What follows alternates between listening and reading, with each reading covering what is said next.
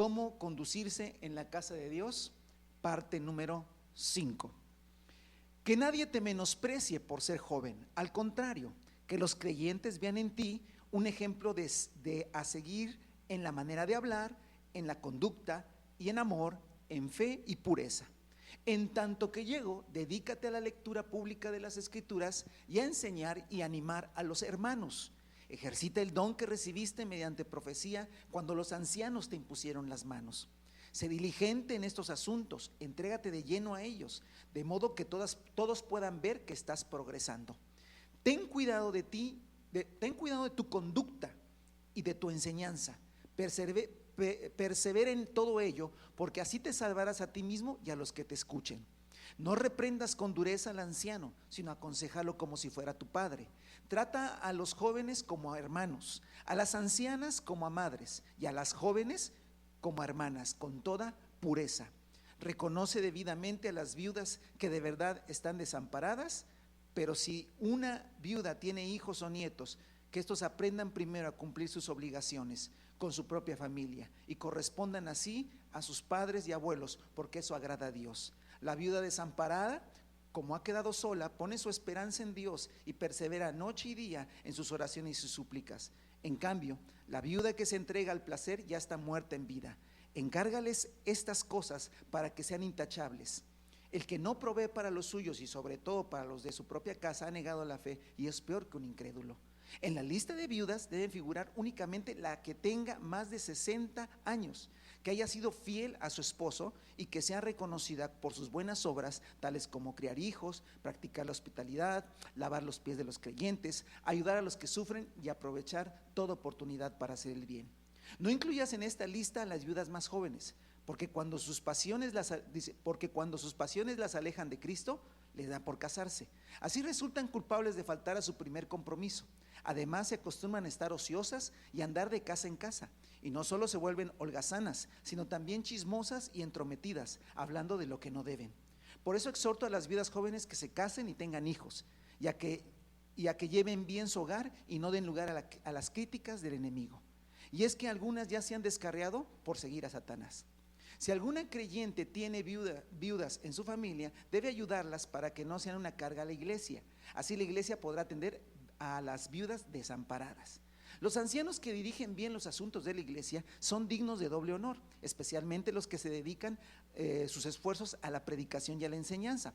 Pues la escritura dice: no le pongas bozal al buey mientras está trillando, y el trabajador merece que se le pague su salario. No admitas ninguna acusación contra un anciano a no ser que esté respaldada por 2 o 3 testigos. A los que pecan, repréndelos en público para que sirvan de escarmiento. Te insto delante de Dios, de Cristo Jesús y de los santos ángeles que sigas estas instrucciones sin dejarte llevar por prejuicios ni favoritismos.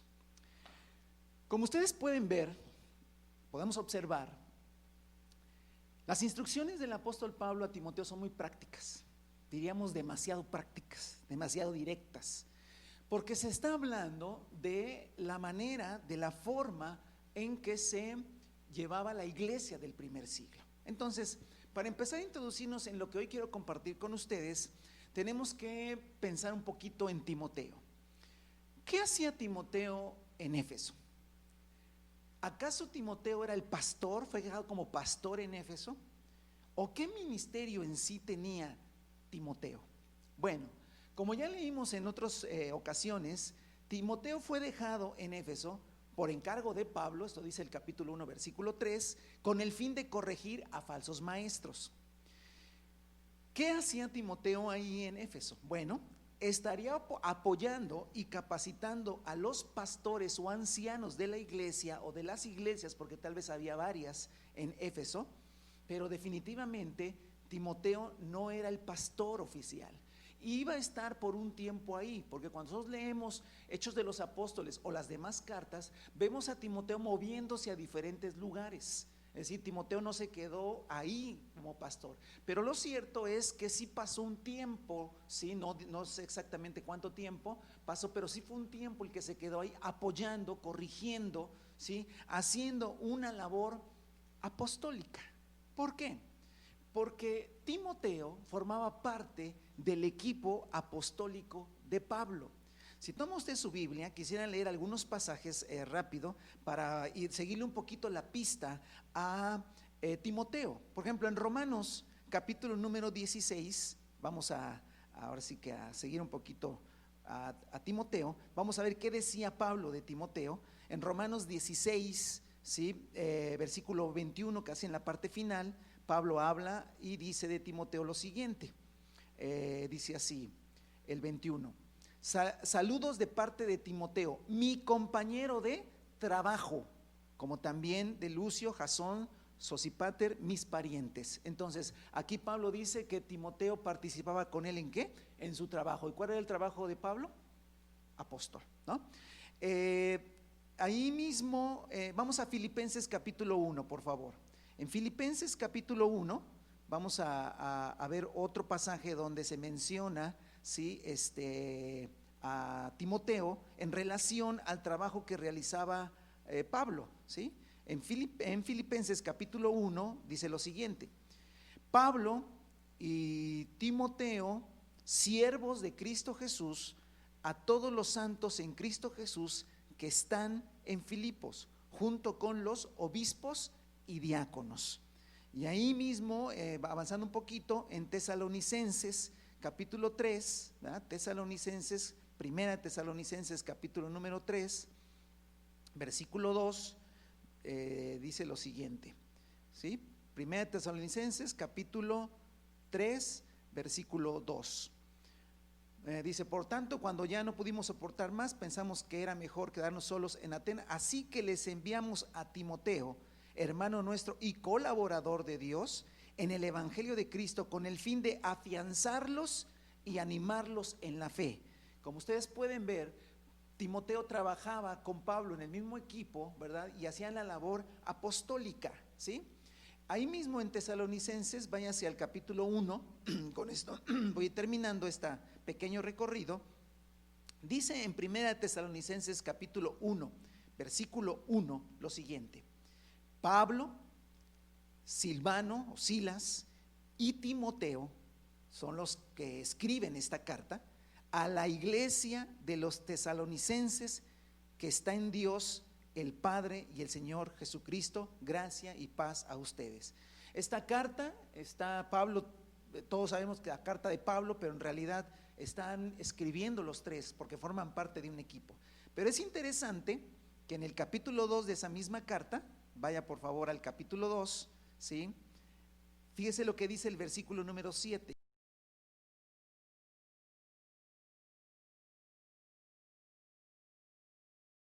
Cuando él menciona nosotros los apóstoles, ¿verdad? Está concluyendo que el ministerio que Timoteo tenía era el ministerio que también tenía Pablo, porque compartían el mismo trabajo.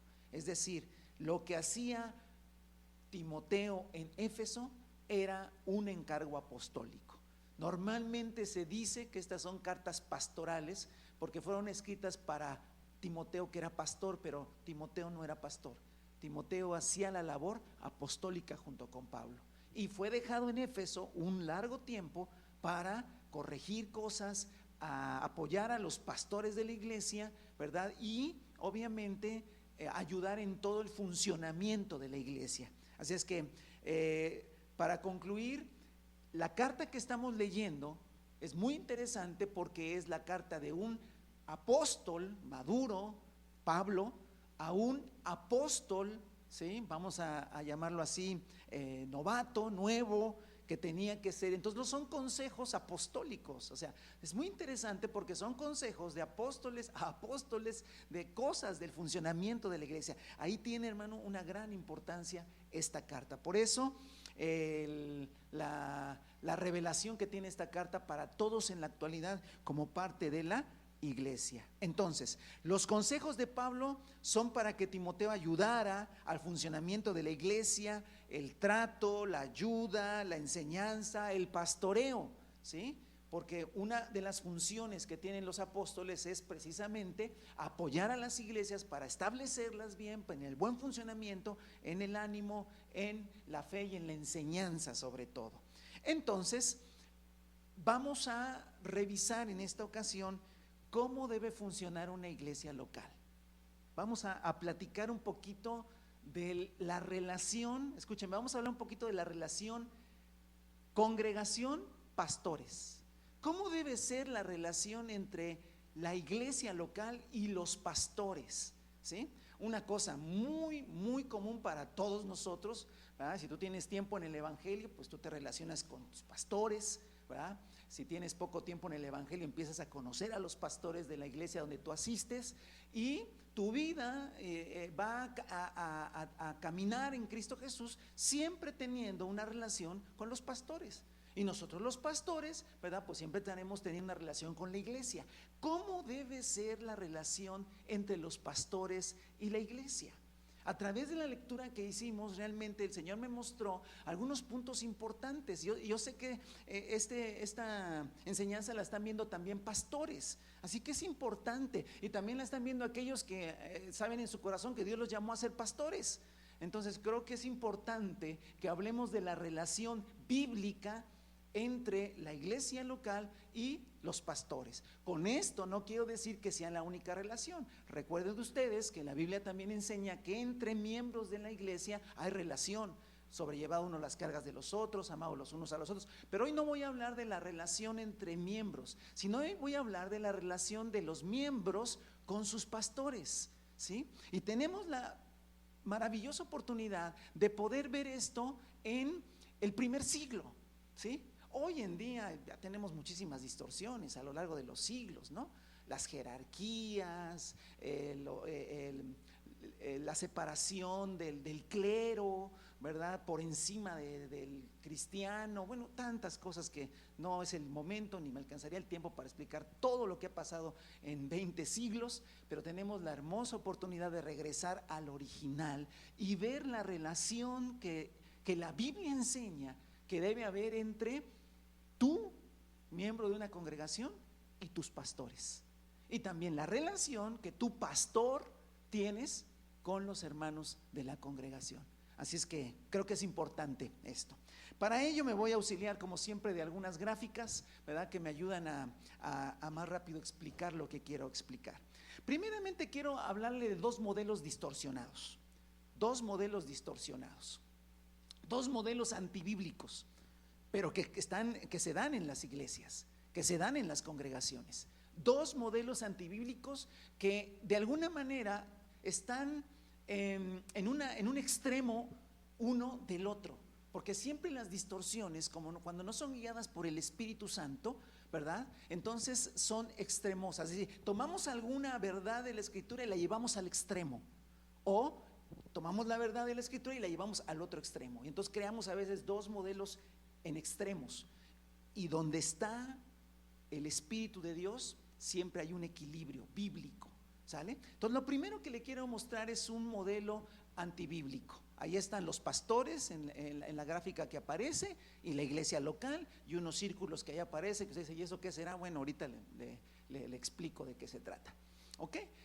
¿De qué voy a hablar? De la relación, primero antibíblica, y luego voy a hablar de la relación bíblica, según lo que acabamos de leer, entre los pastores y la iglesia local. Tú, si asistes a una iglesia local, eres cristiano, naciste de nuevo, pues entonces tú vas a vivir siempre en comunidad con los cristianos, y habrá pastores, ¿sí? Habrá pastores, y vas a tener que relacionarte con los pastores. Ok. El primer modelo antibíblico yo lo llamo el modelo del pastor prestador de servicios, ¿sí? Más o menos así es mi forma de entender. ¿Por qué?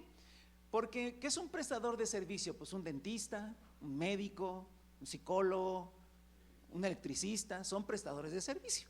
Y los prestadores de servicio, pues no llegan a las casas de la gente a meterse, ¿verdad? Sino son llamados cuando la persona necesita. Y entonces le dice, oiga, necesito esto, ¿verdad? Me duele la muela, el dentista, puedo ir a su consultorio porque me duele la muela. Ok, entonces es cuando surge. Entonces, el modelo de los pastores prestadores de servicio, pues obviamente comienzan cuando la iglesia local requiere, ¿sí?, o solicita la intervención de los pastores, ¿sí? Es decir, la iglesia local, el creyente, tiene alguna circunstancia, alguna cosa pasa, algo le duele, ¿verdad? Y entonces solicita al prestador de servicio, que es los pastores, para que intervenga. Obviamente va a intervenir solamente en lo que yo creo, ¿verdad? Yo puedo ir al dentista y me dice, oiga, me duele la muela de acá, y le dice, sí, tiene usted picada esa muela, pero también tiene picada todas las demás. Ajá, ¿le saco todas? No, nomás sáqueme esta. No le puede sacar todas, ¿me entiendes? Nomás le va a sacar la, no, nomás sáqueme esta, y las demás, ahí déjemelas, ¿sí? No la toque las demás, ¿sí? Porque nada más quiero que me quite la que está doliendo, ¿ok? El modelo antibíblico es aquel donde la iglesia local, el creyente, determina lo que el pastor tiene que hacer, porque es un prestador de servicios, ¿sí? No saca muelas, pero ¿qué hace un pastor? Bueno, predica, ¿verdad? Aconseja, ¿qué más? Ayuda, hace actividades, ceremonias. Es decir, requiere unos 15 años, ¿no? Entonces, pastor, mire, pues mi niña, quiere sus 15 años, pues organice, ¿no? Pastor, ¿qué actividades hace usted aquí para ver si nos agrada, ¿verdad? Pastor, necesito su ayuda, ¿sí? Sí, con mucho gusto. Y entonces el pastor obviamente pues atiende al llamado, y dice, a ver, sí, ¿qué pasó? Es que venimos a hablar con usted, pastor. ¿Qué pasó? Es que nos queremos divorciar. Y el pastor dice, ¿pero por qué? Bueno, son muchos problemas, muchas cosas, pero pues atiéndanos, ¿ah? Es decir, el modelo prestador de servicio es aquel donde el pastor solamente es incluido en las cosas que determinan los creyentes que deben ser incluidas. Es decir, este modelo es tan antibíblico, ¿verdad?, que hasta los mismos miembros de la iglesia sugieren al pastor qué temas debería predicar, ¿sí? Oye, ¿por qué no nos da unos temas sobre esto? ¿verdad? En ese caso voy al dentista y le digo, oiga, ¿por qué no pone una oferta de sacar 4 muelas por el precio de 2? Alguna cosa así, ¿no? Entonces, ¿por qué no predica usted sobre esto que estaría bueno, ¿no? Entonces tratamos nosotros al prestador de servicio, ¿verdad? Y todavía con ese engaño diabólico en su mente de que piensa que la congregación mantiene económicamente a los pastores, pues así que el que paga manda. Entonces es un modelo antibíblico, horrible, ¿sí?, distorsionado de toda la verdad de Dios, donde se cree que los pastores deben predicar, deben aconsejar. Es decir, traigo a mi hijo pastor para que hable con él, ¿verdad?, y le dé consejos. O sea, porque usted es un prestador de servicios que está a nuestro servicio, y para eso le pagamos. Sí, así, aunque usted piense, existen iglesias así, pero por supuesto que existen iglesias así. Y mire, y no iglesias, puede haber iglesias sanas que hay miembros de la iglesia que así piensan y están totalmente equivocados. Es antibíblico, es diabólico esto. Entonces, ese primer modelo es el modelo del prestador de servicios. Hay otro modelo antibíblico. ¿Cuál es el otro modelo antibíblico? El modelo antibíblico que yo le llamo secta, donde no comienza en la iglesia todo, comienza en los pastores. Los pastores ejercen, enseñan obviamente, aconsejan, ayudan, corrigen, controlan a la iglesia. Y la iglesia vive en una dependencia absoluta de los pastores. Este es un modelo antibíblico, tipo secta. Es decir, el pastor controla todo, controla a la gente, le dice qué hace y qué no hace, ¿sí? No es si quiere un consejo, no es que ven y yo te voy a decir lo que vas a hacer, ¿sí? No es que, vea que es el otro extremo, no es que la iglesia solicita la ayuda, no, es que no solicita la ayuda, tú ven para acá y yo te ordeno que hagas esto y esto, ¿sí? ¿Por qué? Porque yo soy el pastor, ¿sí? Porque yo soy el jerarca, porque yo soy el que dice lo que se hace y lo que no se hace, ¿sí? Pastor, le aviso que voy a ir de vacaciones. ¿A dónde vas de vacaciones? O sea, ¿y con permiso de quién vas a ir de vacaciones? Eso es antibíblico. Y ese es el modelo tipo secta, donde el liderazgo, ¿sí?, domina, controla, determina todo lo que la gente de esa congregación hace y no hace. Y esto es antibíblico. Es el otro extremo. Mientras que en el modelo antibíblico del prestador de servicio, la iglesia es la que domina y gobierna lo que el pastor tiene que hacer. La iglesia tipo secta es donde el pastor gobierna y domina a la congregación en todo lo que tiene que hacer. ¿Usted cuál de las iglesias es?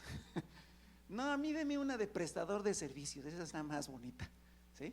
No, pues a nosotros nos gusta más a los pastores tipo secta. Pero los dos modelos son antibíblicos. Por eso, hermanos, leer la escritura y estudiar la escritura no es algo bueno, en el sentido de que es bondadoso. Leemos la Biblia en casa y la estudiamos, somos buenos. A ver, bueno solamente es Dios. Nosotros hemos sido justificados por medio de la fe. Quiero que le diga una cosa: es necesario leer la escritura, es necesario revisar la escritura, pero no textos bíblicos por ahí sueltos, no, leer todo el consejo de Dios. Y Pablo se dedicó a explicarle a Timoteo, que ya lo sabía, pero para que quedara claro, cómo funcionaba la iglesia. Entonces yo quiero ver con ustedes el modelo bíblico, ¿sale? El modelo bíblico. El modelo bíblico: están los pastores y está la iglesia local. Y yo sé que usted está pensando, a ver, hermano, en el modelo del prestador de servicio todo comienza en la iglesia es la que solicita. Ajá. Y en el otro modelo antibíblico, el de la secta, son los pastores los que, sí, exacto. Y en el modelo bíblico, ¿dónde comienza todo? Es interesante. Ahora sí que, ¿dónde cree que comienza todo? ¿Dónde comenzará? ¿Quién gobernará en este modelo bíblico? ¿Los pastores o la iglesia? Es interesante, hermano, y todo eso lo voy a desarrollar. No piense que nada más es porque yo digo que así es, sino porque lo encontramos en la escritura. Fíjese que comienza en la iglesia, pero comienza con una actitud que se llama someterse. Y luego los pastores pueden ejercer lo que se les mandó hacer. Y yo quiero que tengan lista ahí Timoteo, la carta a Timoteo, porque vamos a revisar las cosas que voy a ir poniendo que los pastores debemos hacer. Está precisamente en la carta a Timoteo, ahí está, ¿sí? Y lo primero que encuentro, según el capítulo 4, ¿sí? 1 Timoteo 4, 13,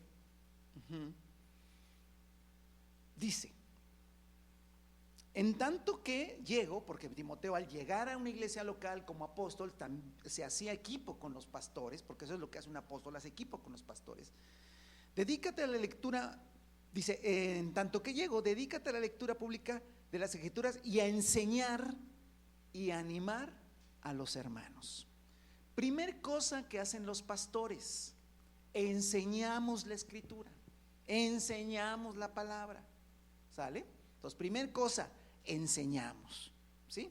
También en el capítulo 5, si usted me acompaña, versículo 17, 5:17, vuelve a mencionar que una de las funciones de los ancianos o de los pastores, porque recuerde que anciano y pastor es la misma función, los ancianos que dirigen bien en los asuntos de la iglesia son dignos de doble honor, especialmente los que se dedican a sus esfuerzos a la predicación y a la enseñanza. Entonces, ¿qué hacemos los pastores? Le predicamos a la iglesia y le enseñamos a la iglesia, ¿sale? Segunda cosa, regrésese al capítulo 4, versículo 13. No más voy a estar entre esos dos capítulos, ¿eh? No piense que voy a estar brincando para todos lados. No, en esos dos capítulos nada más. Capítulo 4, versículo otra vez 13. ¿Qué otra cosa hacen los pastores? Dice: en tanto que llego, dedícate a la lectura de las públicas de las escrituras, a enseñar y a animar a los hermanos. Animar, hermano, es otra. La palabra griega es exhortar. Exhortar no es regañar, exhortar es animar, impulsar, motivar a seguir adelante el camino del Señor, obviamente como Dios manda. Si usted va al capítulo 5, versículo 1, dice: no reprendas con dureza al anciano, sino aconséjalo. Es la misma palabra, animar, nada más que aquí la Nueva Versión Internacional le puso aconsejar. Animar y aconsejar es la misma palabra. Aconséjalo como si fuera tu padre, a los jóvenes como hermanos, a las ancianas como a madres y a las jóvenes como hermanas con pureza. Es decir, si es tu hermana, pero no avances mucho porque debe ser una relación limpia, pura. Es hermoso, hermana, la palabra, siempre trae consejos preciosos. Entonces, pero en esto está hablando de exhortar. Entonces la segunda cosa que encontramos que los pastores hacen es exhortar, es enseñar y es exhortar. La tercera está ahí en el capítulo 5, dice el versículo 3, reconoce debidamente a las viudas que de veras están desamparadas. Otra cosa que también hacen los pastores es, obviamente, al frente de la congregación, ayudar al necesitado. En este caso se habla mucho de las viudas, ¿verdad? Ayudar, la atención, la ayuda a los necesitados también es parte de la función de los pastores. ¿Qué otra? El capítulo 5, versículo 17, ¿sí? Dice que los ancianos que dirigen bien, ¿sí? 5:17. Y la palabra que se usa ahí es presidir, estar al frente de, ¿sí? Entonces obviamente los pastores dirigimos, gobernamos, así lo dice la Reina Valera, gobernar, presidir, estar al frente, dirigir, ser responsables de la congregación. Eso es lo que hacen los pastores. Y 5:20 dice, a los que pecan, repréndelos en público para que sirvan de escarmiento, ¿vale? Bueno, pues esa también nos toca a nosotros, hermano. Corregir públicamente, ¿sí? Significa redarguir también, lo voy a encontrar en otras versiones como redarguir. Ok. Básicamente, hermanos, el modelo bíblico es que la iglesia, el creyente, se somete a los pastores y los pastores entonces pueden enseñar, exhortar, ayudar, presidir y corregir. Ahorita voy a explicar cada una de estas cosas, pero este es el modelo bíblico, ¿sí? No es el modelo bíblico donde la iglesia, ¿sí?, toma como servidor, prestador de servicio al pastor. No, porque si usted ve, la iglesia local, el creyente se somete a los pastores y son los pastores los que enseñan, exhortan, ayudan, presiden y corrigen las cosas que el Señor quiere corregir en los creyentes, ¿sí? Es como si poniendo la alegoría del dentista, ¿eh? No es que el dentista yo voy y le digo me quita esta muela, no, él dice no, te voy a quitar todas. No, ¿por qué? Porque yo me someto, ¿sí?, a Cristo, a otras personas, a Cristo a través de un ministerio, para que ese ministerio ejerza lo que de Cristo tiene para beneficio de mi vida. Pero es necesario el sometimiento. Voy a explicar, tranquilos, voy a explicar. Porque dice, pero ese parece más al modelo secta, porque eso de someterse, le voy a explicar con calma, ¿sí? Pero este es el modelo bíblico, ¿sí? ¿Dónde inicia esto? En la iglesia local, en el creyente. El creyente que no se somete a los pastores, pues no, ya, punto. No puede recibir. Entonces, yo no puedo decirle al pastor que necesito un consejo cuando yo no me he sometido a ese ministerio, porque entonces estoy tomando al pastor como un prestador de servicios. ¿Vale? Ahora, tampoco es que me someto, ¿verdad?, y el pastor hace y deshace de nuestras vidas y controla todo. Eso es una secta. Hay que encontrar el equilibrio bíblico. Por eso, qué bueno que hay pastores o gente que Dios ha llevado al pastorado que aprenda de una vez qué es realmente el equilibrio bíblico de todo esto. Y también como congregantes, ¿sí? Yo no le estoy llamando a la rebeldía, pero sí tenemos que ser sabios y entender cuando las cosas no están haciéndose como deben ser hechas. ¿Por qué? Porque no son bíblicas, porque no están conforme al espíritu del Nuevo Testamento, ¿vale? Entonces, lo primero que quiero explicar es eso de someterse. Yo sé que está inquieto con esto. Esto está en Hebreos 13:17. Y en Hebreos 13:17 dice, obedezcan a sus dirigentes y sométanse a ellos, pues cuidan de ustedes como quienes tienen que rendir cuentas. Y mire, dice una parte hermosa, obedézcanlos a fin de que ellos cumplan su tarea. ¿Ya? ¿Se da cuenta? O sea, un pastor no puede hacer su tarea si no hay obediencia, si no hay sometimiento. Yo no puedo, ¿sí? A ver, vuelvo a la alegoría del dentista, ¿verdad? Si yo no voy con el dentista y el dentista me dice, abra la boca, y yo le digo, ¿por qué voy a abrir la boca? Pues entonces, ¿cómo quiere que saque la muela? ¿No obedecemos? pues sí obedecemos, ¿ah? Manténganla abierta, por favor, ¿sí? No la cierre, y ahí estás haciendo y lo haces. Ok. A ver, también en esto, los pastores no podemos hacer la tarea si no se dan esas condiciones: obediencia y sometimiento. Ahora, voy a explicar las palabras. Obedecer. Tenemos que obedecer a nuestros pastores, sí, pero en griego hay varias palabras para obediencia. La clásica, la común, que es obedecer, es escucha y actúa, ¿sí? Es hupakuo, que viene de dos palabras: akuo, que es escuchar, de donde viene la palabra acústica, de ahí viene la palabra acústica, escuchar, y hupa, ¿sí?, que es meterse bajo. Entonces esto significa que la obediencia es escucha y hazlo, y es la palabra básica para obediencia, ¿sí? Si tú obedeces es porque escuchas y lo haces, punto. Es aquella de que haz esto, hija, porque hazlo, punto, y ya, hazlo. Eso es obediencia hupakuo, es decir, la obediencia que es así, punto. Pero fíjese qué interesante, que esa no es la palabra que se ocupa en Hebreos capítulo 13. No es la palabra, no, es la palabra peito, es otra palabra. Qué interesante. Yo pensé encontrarme esa palabra cuando fui a Hebreos a encontrar la palabra, y me llevé la sorpresa de que no es esa palabra. Entonces, ve cómo el modelo secta no es, donde dijo, se acabó, ¿sí? Dijo el pastor, listo, no hay más que hacer. Lo dijo el pastor, lo dijo el apóstol, lo dijo el líder, y me va a caer un rayo. Ese es un modelo secta. Pero tampoco el otro modelo de, bueno, voy a ir nada más para que el pastor se meta en lo que yo quiero que se meta, y en lo que no quiero. Ese es otro extremo. ¿Dónde está el equilibrio? En el espíritu.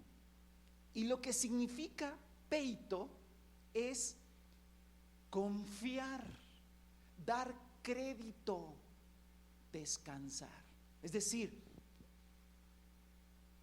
yo le doy crédito a ese hombre, a esos hombres, a los pastores. Yo confío. Y ahorita vamos a ver por qué confío.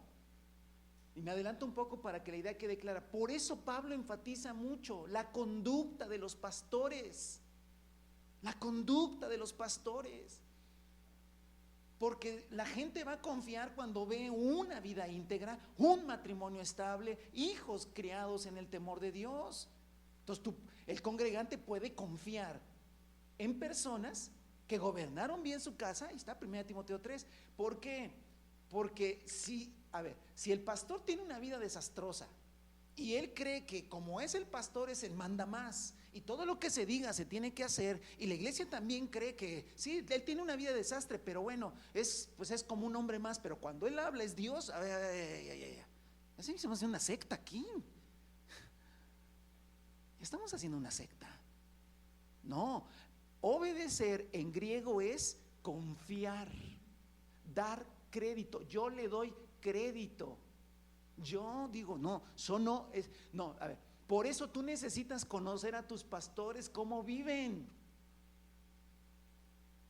Entiendo perfectamente cuando una persona llega por primera, llega poco tiempo y le dicen, habla con los pastores. No, pero yo quiero hablar con ese señor. Tienen razón, quiero hablar con ese señor. No, pero son hombres de Dios. Bueno, eso dices tú, él no sabe. Déjalo que conozca, déjalo que ahí esté. Y hasta que el día que quiera platicar, porque quien tiene que dar crédito, ¿quién es? La persona. Porque si no es secta, ¿no? No, ya se paró al frente el mediador entre Dios y los hombres, ¿no? Es una secta, ¿sí? Entonces si él habla, todo el mundo tiene que hacerlo. No. ¿Por qué? Porque tenemos que obedecer a nuestro pastor. Pero no en ese sentido que se entiende. Por eso la gente, no es que nosotros obedecemos a nuestro pastor, también sea más sabio cuando habla con la gente. Por eso la gente se queda así diciendo, híjole, estos van a una secta. No, Yo doy crédito, confío, descanso, porque he visto su vida y lo que conocen de Dios. Y eso evita un prestador de servicio o una secta. Luego la otra palabra, someterse, otra vez me llevé la sorpresa. Porque la palabra someterse, hay una palabra que es hupotazo, que es un término militar, que significa ordenarse debajo, rango o jerarquía. Otra cosa que nos tenemos que quitar de la cabeza. Someterse no está hablando de un término militar. El pastor es el general y todos nosotros somos los soldados rasos. Así está bien si ponemos un ejemplo del ejército y lo que tú quieras, pero no es así. No es así. Fíjese, hermano, que es la palabra jupeico, que significa ceder, hacerse débil, humildad. Es decir, cuando yo veo a una persona, cuando yo conozco a una persona, conozco su vida, su familia, ¿sí? La vida en Cristo que tiene, y yo puedo confiar en esa persona, entonces me someto. ¿Qué quiere decir? Cedo, voluntariamente cedo a ser enseñado, a ser exhortado, a ser corregido. No es un asunto de que te tienen que someter porque yo soy el pastor y si no te va a caer un rayo. Eso es secta. Pero tampoco es el asunto del prestador de servicio, ¿sí? Que yo agarro al pastor nada más para lo que a mí me conviene. Es decir, porque, a ver, le voy a ir a platicar al pastor solamente mi problema, no sé, que tengo actual, pero yo no le voy a platicar al pastor toda la problemática que tengo. ¿Por qué? Porque no confío. Entonces no te pueden pastorear. Ve cómo esto, hermano, la palabra de Dios te ubica en un punto medio espiritual. Por eso cada uno tiene que resolver. Hace tiempo yo le decía a gente, ¿verdad?, que no asiste con nosotros, pero me conoció hace mucho tiempo. Decía, pastor, usted es mi pastor aunque no asisto con usted. No, tranquilos. Es que no se trata de decir eso. Como decir que es mi pastor o son mis pastores, pero voy a otro lugar. Pues entonces no es. ¿Por qué? Porque no confías, porque no descansas, porque no cedes, porque no te haces débil en ese sentido. A ver, ¿qué es hacerse débil? Porque ¿cómo que me haga? Sí, yo creo que estoy muy bien en mi matrimonio y que me la sé de todas. Entonces no necesitas pastoreo. Pero si tú, a ver, probablemente no esté también en mi matrimonio. Pastor, queremos platicar con ustedes. Mire, llevamos la vida así. Eso es someterse. Eso es someterse. Quien no quiere hacer eso, no se quiere someter. ¿Y cuál es el problema? Ninguno. Pero tampoco me agarres de prestador de servicio, porque no somos prestadores de servicio, somos siervos de Dios. Y si tú no confías en tu pastor, y si tú no le das crédito a tu pastor, y si tú no descansas en tu pastor, ahora no es que le des crédito a ciegas. Si tú sabes que es un hombre de Dios, que conoce la palabra, que ama a Dios y que ha vivido una vida y vive actualmente una vida donde ha puesto todo en orden y es un modelo a seguir, no de idolatría, sino de vida práctica, y tú dices, no, yo sí confío, listo, te puedes pastorear ese hombre o esos hombres, porque fue un equipo, o ese matrimonio te puede pastorear. Y entonces tú te sometes, dices, sí, yo me hago débil, creo que estoy bien, pero voy y me expongo. ¿Para qué? Para ser exhortado, animado, enseñado, lo que sea. Así funciona. Pero tampoco funciona, bueno, pues le voy a platicar algunas cosas nada más, o solo vengo a ver al pastor, o solo pido hablar con el pastor cuando tengo un problemón. ¿Para qué? Para que me lo solucione. Es un prestador de servicio. Y si el pastor te pregunta, bueno, pero a ver, pero no te entiendo, platícame un poquito más. No, es que no me gusta platicar mis cosas. ¿Por qué no las quiere platicar? Porque no da crédito, porque no confía, porque no puede descansar. Entonces no puede ser su pastor. ¿No es una secta? No es una secta. ¿No es un prestador de servicio? Tampoco. Es algo espiritual. Esto le corresponde al creyente. Esto es lo que lo tiene que resolver usted, que es miembro de una iglesia y hay pastores en esa iglesia. Lo tiene que resolver usted, no lo tengo que resolver yo como pastor. Y si hablo a los congregantes de la iglesia, y si usted se dice que forma parte de esta congregación, está bien, felicidades. Pero una cosa que le quiero decir, yo no puedo resolver eso por usted, usted lo tiene que resolver. Ni le voy a venir, mire, le juro de veras, porque tampoco hay que jurar, ¿verdad? Pero le juro que yo vivo bien, ¿eh? Le juro que mi matrimonio está bien, ¿eh? Y mis hijos se portan bien. ¿Verdad que se portan bien, hijos? Si no los pellizco, si no se portan bien. No, no, no. Aquí estamos. Aquí estamos. ¿Necesita usted conocernos? Sí, necesita usted conocernos. Es que yo no puedo o confiar en usted ni someterme a ustedes para que me enseñen, para que me corrijan, porque yo no los conozco. Tiene razón. Conózcanos todo el tiempo que necesite. De ahí en fuera no pasa absolutamente nada.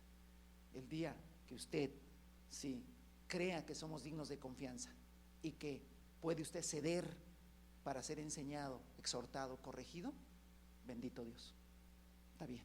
Y si usted al final dice, no me convencieron estos, no, se ve que no son de confiar, la verdad es que yo no me arriesgaría a confiar en ellos, y yo creo que no son las personas para que me enseñen. Listo, seguimos siendo hermanos en Cristo, pero no me diga que soy su pastor, porque eso es mentira. Es así, ni es una secta, ni somos un prestador de servicio. Somos una iglesia que anhelamos con todo nuestro corazón ser bíblica en todos los aspectos que marca la Escritura. ¿Listo? Ahora, nos toca a nosotros los pastores, o a todos los que somos pastores o vamos a ser pastores, ¿qué sigue después de esto? ¿Sale? Perdón, estoy agarrando esto al revés. Enseñar. A ver, voy a revisar un poquito lo que los pastores hacemos, porque también es importante, ¿eh? Enseñar. Tenemos que enseñar, pero Timoteo es muy claro. La sana doctrina es enseñada de dos maneras. La sana doctrina se enseña de dos maneras. Una, con la conducta. Con la conducta se enseña la sana doctrina, y con la Escritura. O sea, yo tengo que conocer la Escritura, yo tengo que conocer la Biblia, y yo puedo enseñarte la Biblia porque la conozco, la he leído, Dios me ha revelado, su evangelio está en la Escritura. Pero no es suficiente eso. Yo necesito predicarte y enseñarte en la Escritura con mi propia vida, con mi conducta. Por eso claramente dice Pablo a Timoteo en el capítulo 4 versículo 16, que ya lo leí pero lo quiero volver a repasar, ¿sí? Dice: ten cuidado de tu conducta y de tu enseñanza. Tu conducta y tu enseñanza. Los pastores enseñamos, ¿sí?, a la congregación, a todo aquel que confíe en nosotros, todo aquel que crea que somos dignos de crédito, ¿verdad? Y que entonces humildemente se somete y cede para ser enseñado. Pero tengo que enseñarle con mi conducta, ¿sí? Ese es un problema también, una distorsión en la iglesia. Se hace una distorsión en la iglesia, ¿sí? Que pensamos que nada más tenemos que ser bíblicos en nuestra manera de hablar, bíblicos y correctos en nuestra forma de doctrina escrita, hablada. Esto es lo único. Un pastor debe tener mucho cuidado en decir la palabra correcta, en trazar bien la palabra. Sí, la Biblia lo dice, tengo que trazar bien la palabra, pero no es lo único.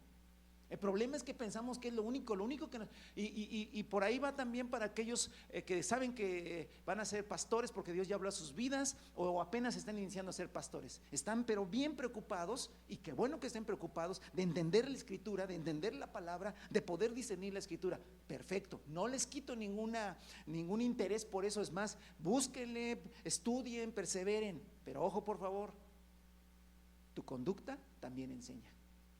Las dos cosas tienen que ir, porque si no, puede que cuando estés al frente de una iglesia, ¿verdad?, y la gente no se somete, pues vas a agarrar un día un texto bíblico y los vas a someter con textos bíblicos, pero en realidad no quieren someterse. ¿Por qué? Porque no confían en el estilo de vida que vives. Es mejor que la gente confíe en el estilo de vida que vives, que vean cómo vives, y después ya enséñanos. Y entonces tendrás autoridad para hablar confiadamente de esto, ¿sale? Entonces es importantísimo que no nos olvidemos que se enseña la sana doctrina de dos maneras: con la conducta y con las Sagradas Escrituras, ¿sale? Otra cosa, exhortar. Otra cosa que hacemos los pastores es exhortar, ¿sí? Y esto es paracaleo, ¿sí?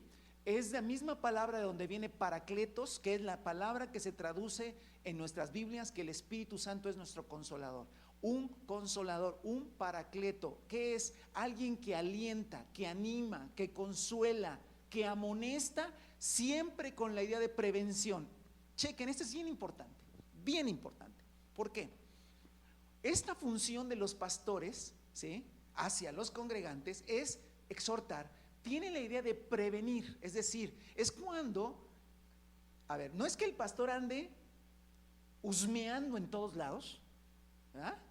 Y con detectives contratados para andar viendo dónde se mete la gente. No, así no funciona, hermanos. Por favor, así no funciona. Que el pastor es horrible que los tiempos en que así vivimos, así nos enseñaron en el ministerio hace muchos años y lo practicamos, pero después, gracias a Dios, ya no salimos de ese modelo, donde llegas a las casas de los hermanos y ya llegó, no sé, a hacer una, ¿cómo le llaman? La policía a hacer un cateo, ¿sí? Y todo mundo a esconder cosas y todo mundo a comportarse y quitarse el short y ponerse una falda y cerrar la alacena y recoger, guardar la Coca-Cola. Es horrible, eso no funciona, hermano. No. Esto funciona, hermano, que una de las tareas de los pastores, ¿sí?, es alentar, animar, consolar y amonestar. Puede decir, oye, hermano, aguas con esto, ten cuidado con esto. Pero ¿cómo me voy a dar cuenta de eso? Pues en el trato, en el constante convivir, en el constante comunicación en que estamos. Oye, pastor, mira, estamos haciéndolo de esta manera. Y en eso el Espíritu Santo puede poner en los pastores algo está mal ahí. Y es una advertencia, prevención. Entonces, exhortar es alentar, ¿verdad?, a que sigamos adelante al Señor, animar, consolar, pero es amonestar, como en el fútbol, cuando te amonestan, dice, cuídate, aguas por acá, ¿sí? Pero, oiga, pastor, yo lo estoy haciendo de esta manera, mire, por eso es importante estar en constante comunicación con tus pastores y no solamente solicitar sus servicios cuando te duela la muela, sino constantemente estar hablando con los pastores de qué estás haciendo, cómo vas llevando la vida, cómo van las cosas. No, porque no es una secta donde el pastor te va a decir qué hagas o no hagas, pero los pastores, si tú confías en ellos, puedes abrir totalmente tu vida para que ellos puedan estar, y si tienen una palabra de exhortación lo hagan, porque te van a prevenir de un problema. Y lo que sigue es una palabra para todos los que somos pastores, están siendo pastores o van a ser pastores, y es 1 Timoteo 5:1. Dice: no reprendas con dureza al anciano, sino aconséjalo como si fuera tu padre. Fíjese que la palabra reprender en 1 Timoteo 5:1 es la palabra epipleso. ¿Y sabe qué significa? Golpear con palabras. La Biblia, bíblicamente un pastor no tiene autorización de Dios para golpear con palabras. Exhortar no es golpear con palabras, no es ofender a los hermanos, no es dañar a los hermanos. ¿Cuánta gente salió dolida de congregaciones porque los pastores, en el afán de exhortar, pues es que yo nomás lo exhorté, ni aguanta nada? Pues no aguanta nada, pero ¿qué le dijiste? Pues nomás le dije que era pero ¿por qué haces eso? Cuando la palabra, la Biblia, ve que somos bien bíblicos los pastores, la Biblia dice: no reprendas con dureza. Y la palabra reprender, porque más adelante reprender, la misma palabra se ocupa, sí hay que reprender, pero en este caso la palabra que se usa es golpear con palabras. Aparte hay gente que es masoquista en las iglesias. Si el pastor no les grita y no les dice cosas feas, sienten que no los aman. Pero bueno, si ya es cosa de cada quien, pero nosotros como pastores no, por el Espíritu Santo se nos dice que nosotros no tenemos que golpear, ofender, dañar con nuestras palabras. Se puede decir de la misma manera: hermano, vas caminando hacia un camino que va a ser de destrozo para tu vida. O puedo decir: eres un necio, hipócrita, no piensas. vas caminando hacia la perdición. Dije lo mismo, pero usé palabras que hieren, que golpean, y otras palabras que simplemente le dije que se está perdiendo, que tiene que recapacitar. No estamos autorizados para usar palabras que golpeen a la gente. Exhortar es amonestar. Amonestar para prevenir. Hermano, si muchos, escúcheme, si muchos entendieran para qué están los pastores, a través de una buena relación bíblica y espiritual, se hubieran ahorrado muchos problemas y muchos dolores de cabeza.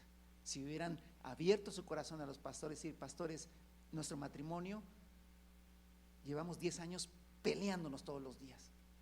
10 años, sí, y ya no aguantamos más. ¿Y por qué no viniste a ver a los 3 meses de que estaban peleando diario? ¿Sabe por qué? Por orgullo. Por eso someterse es hacerse débil, y el orgullo no me permite ir, y ya se hubiera ahorrado muchos dolores de cabeza, porque hubiera habido una amonestación, una palabra, decir: a ver, no, estás mal, varón, estás mal, yo te estimo, pero estás mal en esto, corrige esto, con la palabra, porque mira, algo que te voy a decir, no lo busques para que no te me distraigas, pero quiero decirte esta parte que es importante. La exhortación, ¿sí? La exhortación, tengamos mucho cuidado, pastores, y tengamos mucho cuidado, iglesia, también. Yo no tengo por qué exhortar a nadie desde mi punto particular de vista, desde mi opinión, desde mis gustos, desde mi propia experiencia, porque ese es el problema.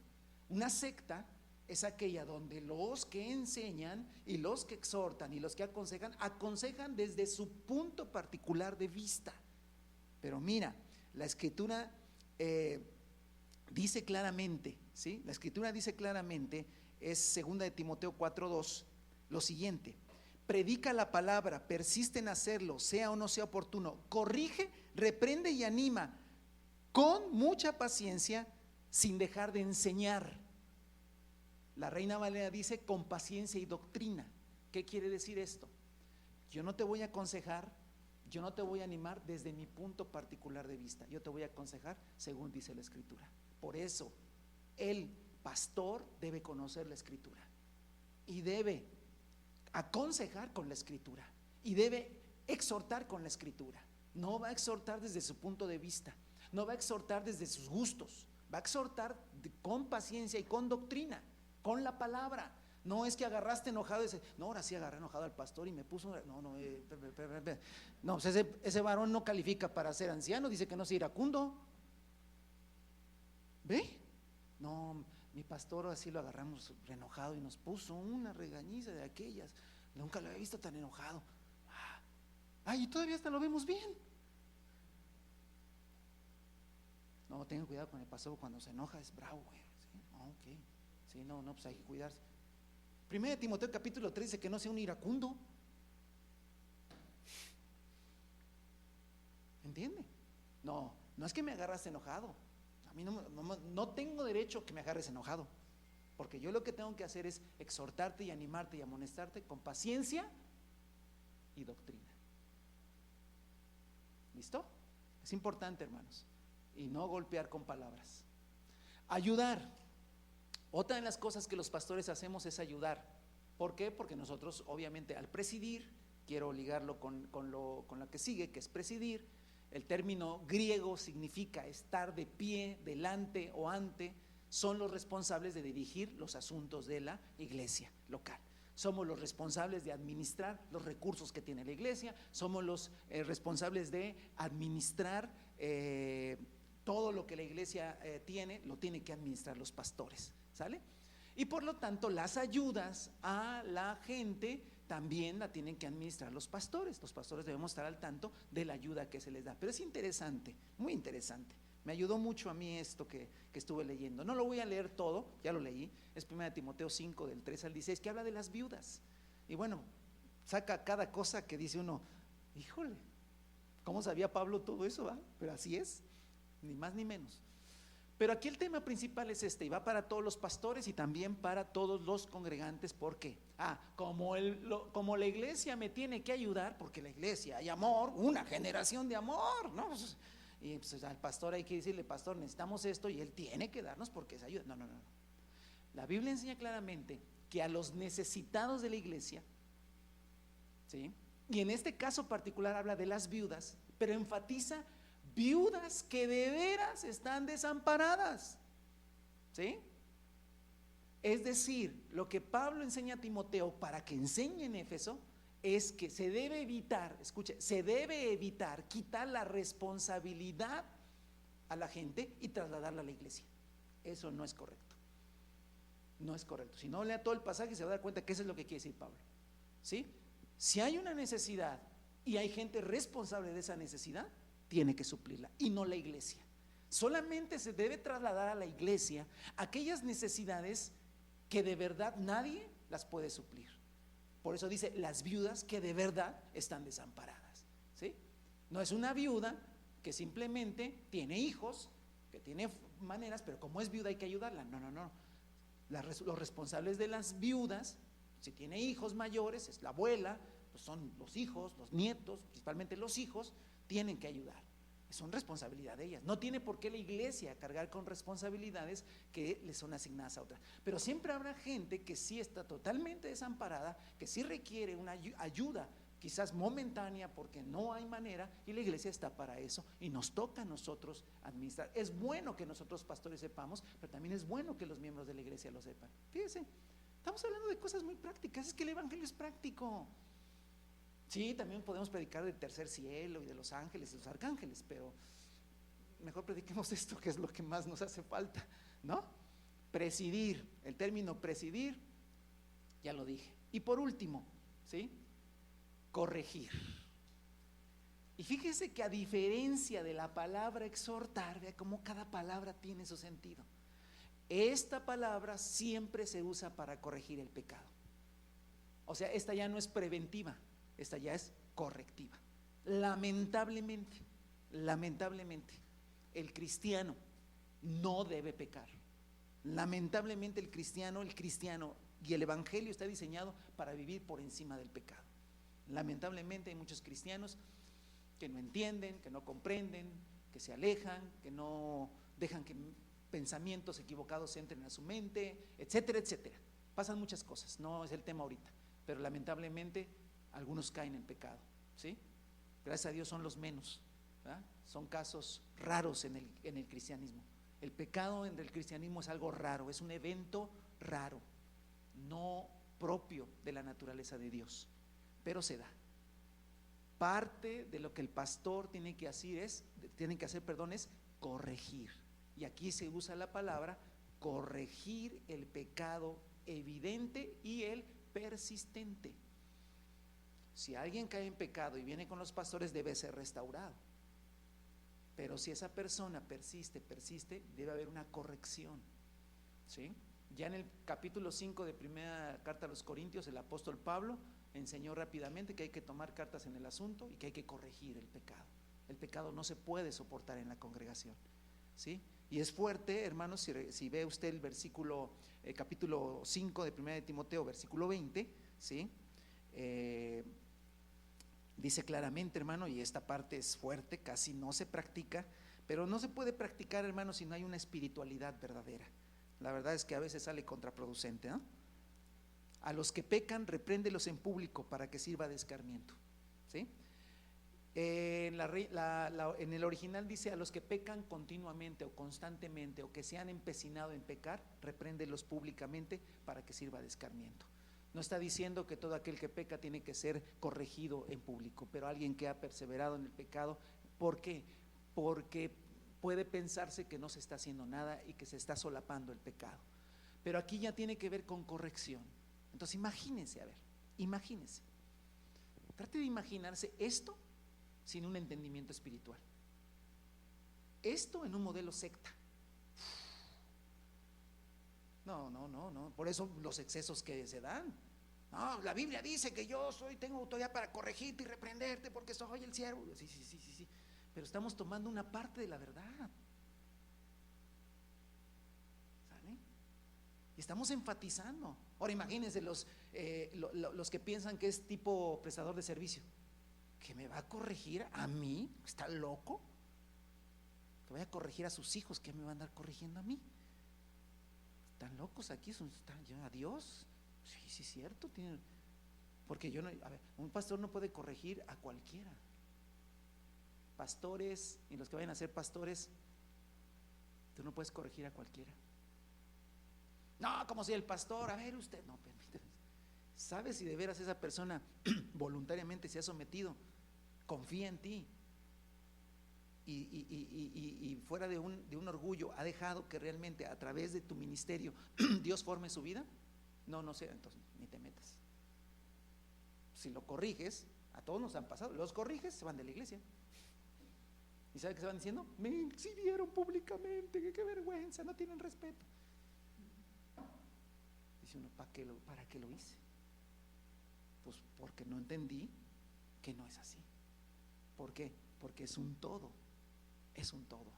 Así que los pastores estamos para enseñar, para exhortar, para ayudar, para presidir, para corregir y otras cosas, pero solamente estoy hablando de las que en Timoteo nos menciona. ¿Sí? Y ven cómo el apóstol Pablo le está enseñando a Timoteo para que enseñe a los hermanos ancianos, pastores de esa iglesia y a la misma iglesia cómo debe ser la relación que se debe tener. Voy concluyendo. Una relación pastores-iglesia no es tipo prestador de servicio, donde busco a los pastores cuando considere necesario, para que me atienda. ¿Sí? Pastor, ¿me puede usted atender? Sí, ¿cómo no? Siempre estaremos dispuestos. ¿Me espera tantito? Claro, lo atendemos. Bueno, tenemos una situación aquí y queremos que nos ayude a resolverla. Pero esa situación, como dicen por ahí, es la punta del iceberg. Y cuando uno intenta profundizar, nomás díganos, ¿verdad que está mal mi esposo? No, ¿verdad que está mal ella? Ahora quieren un árbitro, quieren un juez. Y todo eso, ¿verdad? Es un prestador de servicio. Cabe ahorita el comentario. Está tan arraigado esto, escuche, está tan arraigado esto y tan distorsionado en la mente de muchos creyentes, que por eso muchos en la pandemia no apartan el diezmo. ¿Por qué? Porque actualmente no están prestando servicio. Ya cuando se vuelvan a hacer los cultos y entonces el pastor vuelva a trabajar, daremos nuestras cuotas sindicales. O sea, ¿qué le pasa? O sea, ¿dónde está el entendimiento espiritual? Nada que ver. La distorsión de la iglesia. Luego nos quejamos de que la iglesia tradicional distorsionó todo. También nosotros estamos distorsionando todo. ¿Por qué? Porque nosotros lo que consagramos se lo consagramos al Señor y se lo entregamos al Señor. Los que presiden tienen que administrar, y lo leímos, digno es el obrero de su salario. Es digno que quien se dedica a esto reciba una porción. Es digno, la palabra lo dice. ¿No le da pena? No me da pena porque es digno. Ahora, lo que estoy diciendo es que cuando tenemos una mentalidad de prestador de servicio, distorsiono todo. Y hasta lo que le ofrendo a Dios lo distorsiono, porque eso es diabólico. Tan diabólico también es una relación pastores-iglesia tipo secta, donde los líderes tienen el control de la vida de los congregantes. Y esto es terrible, ¿sí? Si usted está en una iglesia donde es tipo secta, sálgase de ahí. Y si usted sálgase de ahí porque va a acabar mal la cosa. Pero si usted está en una iglesia y usted piensa que el pastor es un prestador de servicio, también sálgase de ahí por amor al pastor.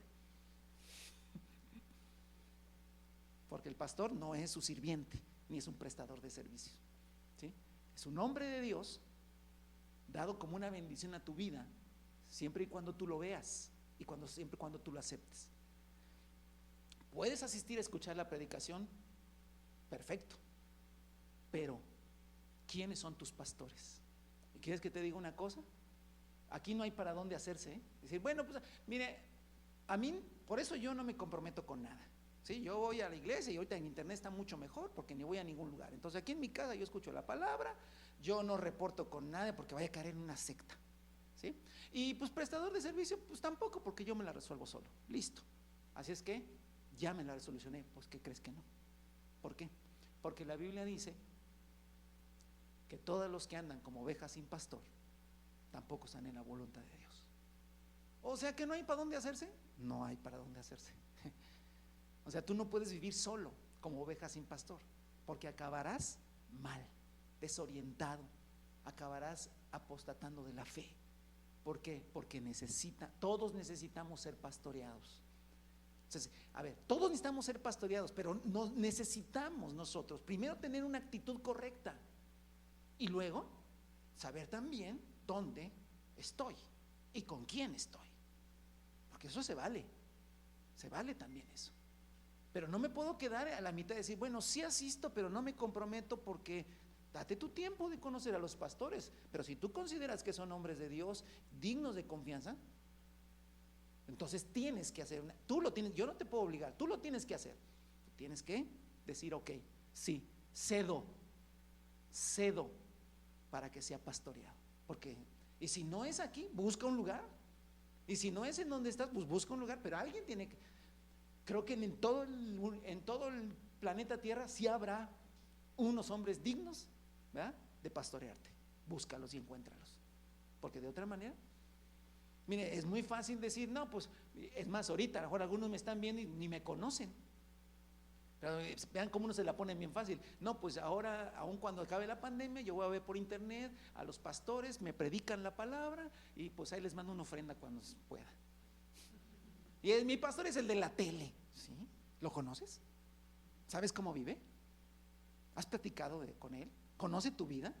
Te hago una pregunta. Ok, por internet te puede enseñar, pero no te puede enseñar la vida, porque ahí no lo ves cómo vive. Necesitas poner una cámara escondida para ver cómo vive, y entonces te puede enseñar a vivir. Segundo, no te puede exhortar porque no te conoce. No te puede ayudar porque no te conoce. No te puede corregir porque no sabe de ti. ¿Me entiende? Tú necesitas también darte a conocer. Ojo, así como los pastores tenemos que darnos a conocer cómo vivimos, las ovejas tienen que darse a conocer a los pastores para que puedan hacer la labor. Así fue diseñado desde el primer siglo, y así tenemos que vivir. Híjole, entonces no es tan fácil. Cuando no hay corazón es muy difícil, casi imposible, ¿sí? Pero cuando hay un corazón sencillo, pero no ingenuo, sino diligente, va a encontrar siempre un lugar donde haya gente que vive la palabra, que conoce la palabra, donde puedo someterme y obedecer en el sentido que lo hablé. Y no es una secta, es una verdadera iglesia donde los pastores también estamos expuestos y se nos tienen que conocer. Porque predicar desde un púlpito la palabra y decir cosas de la Biblia y enseñar está lindo, pero nos tienen que conocer, tienen que saber cómo vivimos, quién es nuestros hijos, quién es nuestra esposa, cómo nos conducimos día a día. Eso también es importante, cosas que no se enseñan en un seminario. Por eso sacar pastores de un seminario no está funcionando desde hace mucho tiempo. ¿Por qué? Porque en un seminario te enseñan Biblia, pero en un seminario, y más si están metidos en un seminario, encerrados en un seminario, peor todavía. ¿Por qué? Porque ahí ni sabemos cómo viven. Es cuando sales, cuando te casas, cuando tienes esposa, hijos, situaciones económicas, las resuelves con fe. Cuando viene la enfermedad, la resuelves con fe, con amor, con paciencia. Entonces puedes enseñar la palabra y enseñar con tu vida. Y eso no es una secta, es una verdadera iglesia de Cristo, ¿sí? Pero también no te confundas, no somos prestadores de servicio. Si tú no quieres abrir tu vida, si tú no crees que nosotros podamos meternos en tu vida, poder ayudarte en tu vida, y solamente nos quieres traer algunos casos que te urjan, estás equivocado. No podemos hacer nada por ti, porque eso no es bíblico. Es necesario que revises Hebreos 13, 17, revises, ores, pienses si de verdad tú quieres vivir un cristianismo como la Biblia, como el Nuevo Testamento lo manda. Si no, pues sencillamente no avanzarás. ¿Por qué? Porque es el diseño original de Dios. ¿Listo? Pónganse sobre sus pies. Vamos a orar al Señor en esta mañana. Cosas muy prácticas, ¿no? Diría demasiado prácticas. Pues sí, porque el evangelio es práctico. Y esto es la iglesia. Y necesitamos rescatar. ¿Cómo eran las cosas en el primer siglo? Tenemos que rescatar el original. Tenemos demasiada historia. Vuelvo al principio de todo. Distorsionadas, excesos, cosas que se han inventado, cosas que no son nada bíblicas, pero son tradiciones que se vienen siguiendo. Tenemos que romper con eso. Una y otra vez tenemos que romper con tradiciones, con cosas que se están haciendo pero que no están en la escritura. Y tenemos que decir, no, a ver, lo veníamos haciendo así, pero así no es. Es como dice la escritura. Y si al paso de los años, ¿verdad?, nos volvemos a hacer cosas como que tipo secta o cosas tipo prestado de servicio, tenemos que romper y volvernos a ajustar en el centro del equilibrio espiritual que da la escritura y el Espíritu de Dios, para vivir entonces como Dios manda, porque ese es el reto que tenemos. ¿Sale? El reto que tenemos. Eres libre, hermano, en Cristo Jesús, ¿sí? No estás sometido ni esclavizado a ningún pastor. Ningún ministerio es tu Señor. El único Señor es Jesucristo. Ningún pastor es tu amo. El único amo que tenemos se llama Jesucristo.